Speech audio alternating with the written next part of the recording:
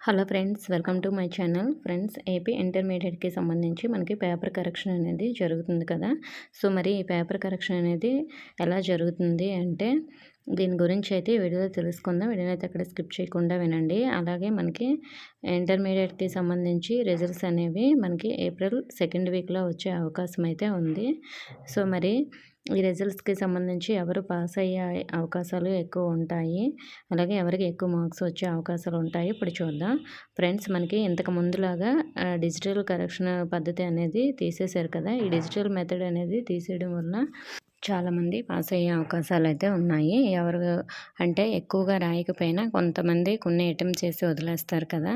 So, అటువంటి వారికి కూడా పాస్ అయ్యే అవకాశాలుంటాయి. అది ఎలా అంటే, మీరు కొన్ని క్వెషన్స్ అయినా రైట్ రాసి ఉండాలి. అంటే ఒక 2, 3 క్వెషన్స్ మీరు రైట్ రాశారనుకుందాం.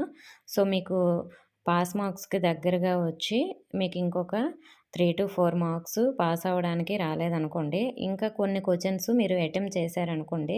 అలాంటప్పుడు అందులో మనకి 1 మార్కు, 2 మార్క్స్ అలా యాడ్ చేసైనా పాస్ అయ్యే అవకాశాలుంటాయి.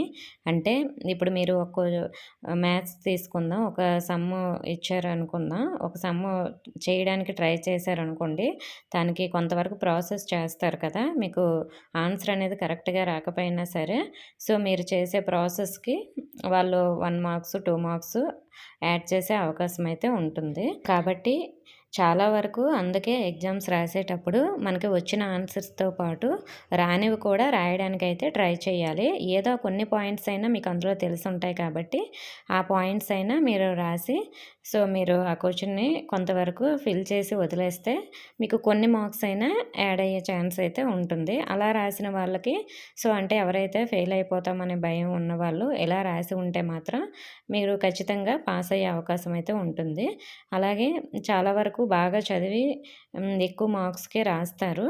సో, కొన్ని క్వెషన్స్ రాని వాళ్ళు సో, ఈ విధంగా ట్రై చేసినా కూడా వాళ్ళకి కూడా కొన్ని మార్క్స్ యాడ్ అయ్యే అవకాశం ఉంటుంది. సో, మెయిన్‌గా ఫెయిల్ అయిపోతాము అనే భయం ఉన్న వాళ్ళైతే ఈ విధంగా రాస్తే వాళ్ళు ఖచ్చితంగా పాస్ అయ్యే ఛాన్స్ మాత్రం ఉంటుంది.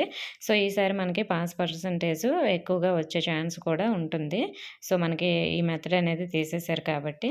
సో, పేపర్ కరెక్షన్‌కి వెళ్ళిన వాళ్ళని కనుక్కొని నేను మీకు ఈ విషయాలైతే చెప్పడం జరుగుతుంది. ఓకే ఫ్రెండ్స్, మీకు ఇంకా ఏమైనా డౌట్స్ ఉంటే కామెంట్ చేయండి. ఇన్ఫర్మేషన్ నచ్చితే వీడియోని లైక్ చేసి మీ ఫ్రెండ్స్‌కి షేర్ చేయండి. మన ఛానల్‌ని సబ్స్క్రైబ్ చేసుకోండి. Thank you for watching.